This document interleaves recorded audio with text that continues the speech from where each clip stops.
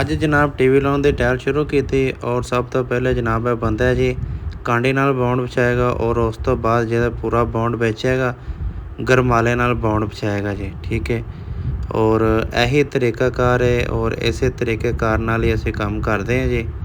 ਠੀਕ ਹੈ, ਟੋਟਲ ਜਿਹੜਾ ਨਾ ਟੋਟਲ ਟਾਇਲ ਦੇ ਉੱਪਰ ਬੌਂਡ ਵਿਛ ਗਿਆ। ਉਸ ਤੋਂ ਬਾਅਦ ਜਨਾਬ ਇਸੇ ਬੰਦੇ ਦਾ ਜਿਹੜਾ ਕੰਮਕਾਰ ਹੈ ਨਾ ਜੀ, ਸਾਈਡਾਂ ਸਾਫ਼ ਕਰ ਟਾਇਲ ਦੀਆਂ ਔਰ ਸਪੇਸਰ ਲਗਾ।